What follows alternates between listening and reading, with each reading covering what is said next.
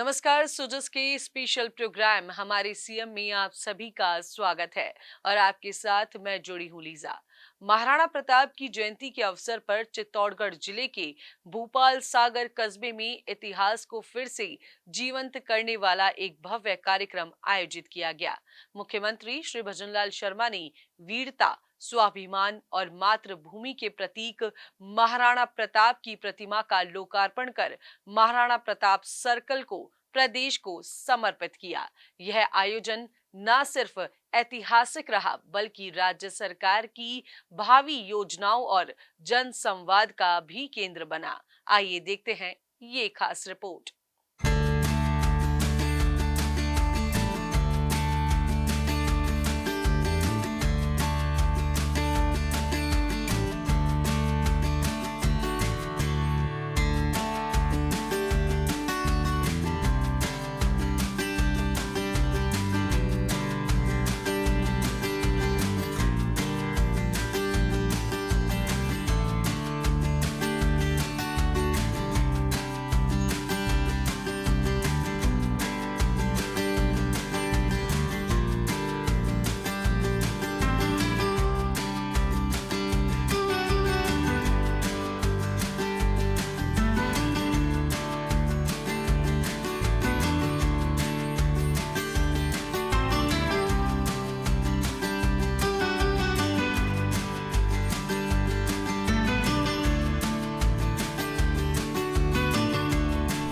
भोपाल सागर का बूल चौराहा अब महाराणा प्रताप सर्कल कहलाएगा।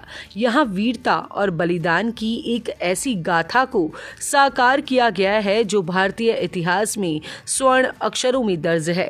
राजस्थान के मुख्यमंत्री श्री भजनलाल शर्मा ने महाराणा प्रताप की 15.25 फीट ऊंची प्रतिमा का अनावरण किया। जैसे ही मूर्ति के अनावरण का पर्दा हटा, पूरा क्षेत्र महाराणा प्रताप अमर रहे के नारों से गूंज उठा। भोपाल सागर में महाराणा प्रताप जयंती पर आयोजित समारोह में मुख्यमंत्री श्री भजनलाल शर्मा ने चेतक पर सवार महाराणा प्रताप की भव्य प्रतिमा का अनावरण किया। करीब 15.25 फीट ऊंची और 3 टन वजनी ये प्रतिमा मेटल से जयपुर के कारीगरों ने तैयार की है। इस सर्कल पर महाराणा प्रताप के साथ उनके पिता महाराणा उदय सिंह, मां पन्नाधाय, राणा पूंजा और पन्नाधाय के पुत्र चंदन सिंह की प्रतिमाएं भी स्थापित की गई हैं। मुख्यमंत्री श्री भजनलाल शर्मा ने इस दौरान कहा कि चित्तौड़गढ़ की माटी तपोभूमि है, जहां शक्ति और भक्ति दोनों का संगम होता है।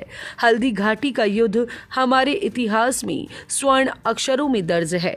अकबर जैसे शासकों ने भी महाराणा प्रताप के शौर्य को स्वीकार किया। उन्होंने ऐलान किया कि सरकार जल्द ही महाराणा प्रताप यूनिवर्सिटी और टूरिस्ट सर्किट की स्थापना करने जा रही है। और मैं उन्हें कोट कोट नमन करता हूं, और कोट कोट नमन इसलिए करता हूं कि उन्होंने देश नहीं दुनिया में अगर कोई नाम है तो वो महाराणा प्रताप का नाम है। महाराणा प्रताप का जब हम नाम लेते हैं तो निश्चित रूप से शरीर के अंदर एक जो ऊर्जा और उमंग आती है वो भी कोई कम नहीं है कि हम सभी सौभाग्यशाली हैं, क्योंकि यह राजस्थान महाराणा प्रताप के नाम से जाना जाता है। और आपने देखा होगा यह शक्ति और भक्ति की धरती है। मेरे लिए सौभाग्य की बात है कि आज मुझे मेवाड़ की इस गौरवशाली धरा को की पर 3 महान विभूतियों वीर शिरोमणि महाराणा प्रताप, अद्वितीय बलिदान की प्रतिमूर्ति मां पन्नाधाय और वीर योद्धा राणा पूंजा की प्रतिमाओं को अनावरण का अवसर प्राप्त हुआ है।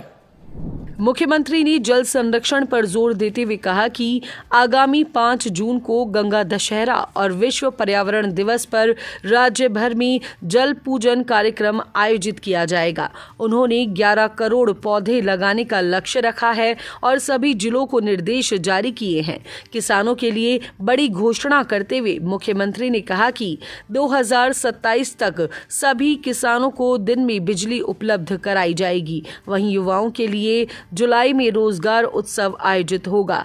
अब तक 67,000 युवाओं को नौकरी मिल चुकी है और 1,85,000 से ज्यादा नौकरियां कतार में हैं। कि राजस्थान के किसान को बिजली कैसे मिले, उद्योग को बिजली कैसे मिले, लगातार उसमें हम काम कर रहे हैं। और आपने देखा होगा, पिछली बार से अंतर भी आया होगा। आपके यहाँ बिजली कितनी मिल रही है आप ये देख रहे हैं, क्योंकि बिजली की आपूर्ति हम 2027 तक हमने कहा है कि किसान को दिन में बिजली देंगे। हमारा उस क्षेत्र में लगातार काम चल रहा है, उस क्षेत्र में भी हम काम कर रहे हैं। इसलिए मैं कहना चाहता हूं कि 5 जून को, और 5 जून हमारा पर्यावरण दिवस भी है, और 5 जून हमारा गंगा दशहरा भी है। और ये याद आपको दिला रहा हूं, माता बहनों को भी दिलाना चाहता हूं कि गंगा दशहरे के दिन इस पृथ्वी पर मां गंगा का अवतरण हुआ था। उस दिन से हमारा कार्यक्रम प्रारंभ होगा, हमारा जल पूजन का कार्यक्रम होगा। मैं माता बहनों से कहना चाहता हूं, आप सभी जाएंगे, अपने गांव का तालाब होगा, नदी होगी, सरोवर होगा, डैम होगा, आप सभी जाकर के बड़ी संख्या में वहां उसका पूजन करेंगे। और आप देखिए, इंद्र भगवान भी प्रसन्न होंगे। साथ ही पर्यावरण दिवस के अवसर पर कुछ पेड़ भी लगाएंगे और कुछ गड्ढे भी करेंगे, जिससे कि हमारे एक पेड़ मां के नाम। अब की साल हमने 11 करोड़ पौधे लगाने हैं, 11 करोड़ पौधे लगाने राजस्थान के अंदर। कार्यक्रम की शुरुआत में मुख्यमंत्री श्री भजनलाल शर्मा ने महाराणा प्रताप को मेवाड़ का मुकुट बताते हुए उन्हें कोटि कोटि नमन किया।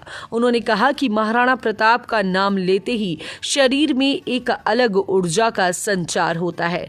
मैं सौभाग्यशाली हूं कि आज मुझे महाराणा प्रताप, मां पन्नाधाय और राणा पूंजा की मूर्तियों का अनावरण करने का सौभाग्य मिला। हल्दी घाटी का युद्ध हमारे इतिहास में स्वर्ण अक्षरों में दर्ज है। अकबर जैसे शासकों ने भी महाराणा प्रताप के शौर्य को स्वीकार किया। मुख्यमंत्री श्री शर्मा ने घोषणा की कि आने वाले समय में महाराणा प्रताप टूरिस्ट सर्किट के अंतर्गत कई योजनाएं चलाई जाएंगी। इसके साथ ही महाराणा प्रताप यूनिवर्सिटी की स्थापना की योजना भी सरकार के विचाराधीन है। उन्होंने यह भी बताया कि आने वाले सालों में राजस्थान में कई नए उद्योग स्थापित किए जाएंगे, जिनमें चित्तौड़गढ़ भी शामिल होगा। इससे युवाओं को निजी क्षेत्र में भी रोजगार के नए अवसर मिलेंगे। मुख्यमंत्री ने ऑपरेशन सिंदूर का उल्लेख करते हुए कहा कि आज का भारत आत्मनिर्भर और निर्णायक नेतृत्व वाला है। प्रधानमंत्री श्री नरेंद्र मोदी के नेतृत्व में देश ने सुरक्षा और कूटनीति दोनों में नया मुकाम हासिल किया है।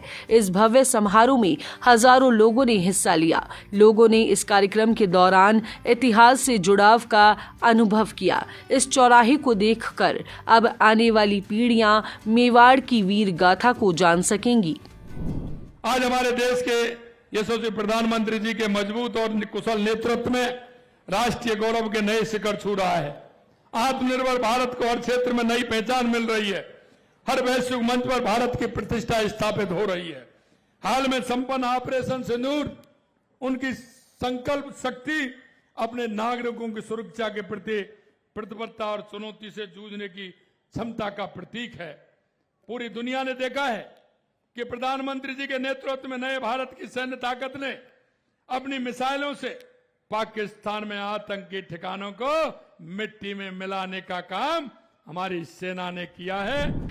वहीं महाराणा प्रताप जयंती की पूर्व संध्या पर जयपुर के बिरला ऑडिटोरियम में शौर्य गाथा के रंग कार्यक्रम आयोजित भी किया गया था, जिसमें मुख्यमंत्री श्री भजनलाल शर्मा ने वीर शिरोमणि महाराणा प्रताप को श्रद्धांजलि अर्पित कर महाराणा प्रताप को सत्य, धर्म और राष्ट्रहित का प्रतीक बताया था और उनकी विरासत को वैश्विक मंच तक पहुंचाने की बात कही थी। मुख्यमंत्री ने महाराणा प्रताप टूरिस्ट सर्किट और खेल विश्वविद्यालय विश्वविद्यालय की घोषणा भी इस दौरान की थी। महाराणा प्रताप केवल एक योद्धा नहीं बल्कि स्वाभिमान और स्वतंत्रता के प्रतीक है। राज्य सरकार के इस प्रयास से न केवल ऐतिहासिक विरासत को सम्मान मिला है बल्कि नई पीढ़ी के लिए एक प्रेरणा भी स्थापित हुई है। ऐसे आयोजनों से इतिहास जीवंत होता है और राष्ट्र प्रेम की भावना और मजबूत बनती है। सोजस के खास कार्यक्रम हमारे सीएम में आज के लिए इतना ही। जल्द होगी आप सभी से मुलाकात नई खबरों और नई जानकारियों के साथ। तब तक के लिए मुझे दीजिए इजाजत। चैनल को लाइक, शेयर, सब्सक्राइब करना बिल्कुल ना भूलें। नमस्कार।